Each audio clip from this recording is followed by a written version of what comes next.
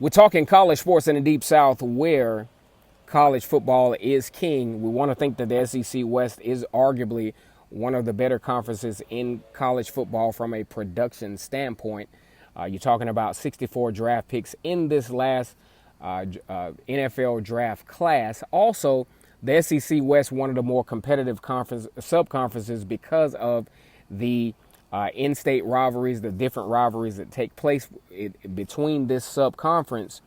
Also, in East Alabama, where Auburn University rests, they call this place the loveliest village on the plains where the battle cry is War Eagle. Once again, it's Casey to go for Vernon Speak Sports. We're talking Auburn football nonstop. And tonight we're going to talk about the cornerback position, the secondary for the Auburn Tigers. Now, Auburn returns a wealth of talent, a wealth of experience in certain positions of the secondary. Now, you talk about Jeremiah Denson, who's going to be coming back. He's had a very, very, huge role for the Auburn Tigers. When you talk about the secondary, he's participated in several high consequence games for the Auburn Tigers. And when you really look at this thing, the experience at the secondary, or just the experience in general, is going to be huge for the Auburn Tigers coming into the 2019 season. Is going to definitely help supplement some of the areas of inexperience. So when we look at this coming into the 2019 season, you're talking about a secondary that's absolutely loaded. I think Noah Igbenogany, I did a video on him before, has the physicality, has the athleticism. We just hope that over the offseason that he can kind of shore up some of his fundamental issues, because really right at the point of attack where he's about to swap the ball away, he likes to grab the jersey and then cause those pass interference penalties that were very costly for the Auburn Tigers in 2018. Also, the emergence of Devin Barrett. As he's played a lot of positions for Auburn. He came in as a running back, switched over to the defensive back position. He's going to actually back up Noah Igbenogany at that field cornerback position. Also, you talk about Daniel Thomas and Jeremiah Denson, very physical, free safeties and strong safeties. I think that position is set. Now, one of the best, changes that I think for the Auburn Tigers is going to be the switch of Christian Tutt and Javaris Davis. Now, the reason why I like this switch is because you look at Christian Tutt, he's very physical, 5'10", 195 pounds.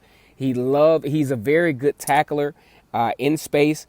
And I just think, Javaris Davis is, being a little bit smaller, the nickelback is going to be asked to do a lot of things as far as run support. I think Javaris Davis is probably a lot more comfortable at that boundary cornerback position for the Auburn Tigers. So I'm really excited about how that change is going to take place, because that's one of my biggest concerns coming out of the spring game was that nickelback. And I just didn't see, Javaris Davis having a lot of success in that area because that's just not where he's comfortable. He's very athletic and he's super fast, but I just like him a lot more at that boundary cornerback position. And also you got Christian Tutt that has that physicality that you need at that nickelback position for the Auburn Tigers. Also, there were a couple of guys that were missing from the spring game, and you talk about, Smoke Monday, who was very, very active last season. Auburn asked a lot of their freshmen players on last season, and Smoke Monday was a part of that particular rotation. So I'm looking forward to seeing how these guys develop. And guys, you got to realize too, coming into the Advocare Classic, there's not going to be a lot of room for error, because Justin Herbert, talking about a dark horse, candidate for Heisman, is going to really test this Auburn secondary and this inexperienced Auburn linebacker position. So when we look at this thing, a lot of athleticism, a lot of, experience, but inexperience in certain spots. You know what I'm saying? I really think that this is going to be very interesting how this develops, coming into that Advocare Classic. You also have some very athletic linebackers, but just untested. You talk about Zacoby McClain. You talk about KJ Britt and Chandler Wooten, who we found out will probably be available for the first game. We kind of thought that he might have had a serious knee injury, but it's looking very positive on his end. So the defense is in, I think, relatively good shape, but just untested coming into the 2019 season, especially, with the anxiety being pretty high because you're talking about facing the Pac-12, championship hopeful in Oregon. And for good reason. They have a lot of guys coming back like Troy Dye, who decides to return, and also a very athletic Kayvon Thibodeau, who was one of the top, not top draft picks, was one of the top recruits in this particular college class for the country, which he showed of spots that he will be a very active piece to the defensive puzzle for the Oregon Ducks.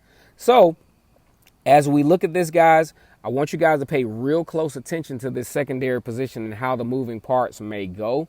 I think Auburn is going to be in pretty good shape. They're going to get tested early.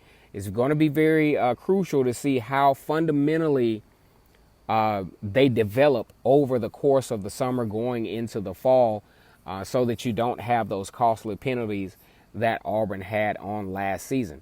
All right, guys, once again, it's K2 the GOAT for Vernon Speaks Sports. Go ahead and subscribe to the channel. Like the channel. Man, let's get this comment section active. I'm going to go ahead and tell you, I'm not always right, but I love to see what you guys say in the comment section. Let's talk about this secondary position because it's going to be very important going into the fall. I am your Auburn conversationalist, K2 the GOAT for Vernon Speaks Sports. Once again, until next time, War Eagle.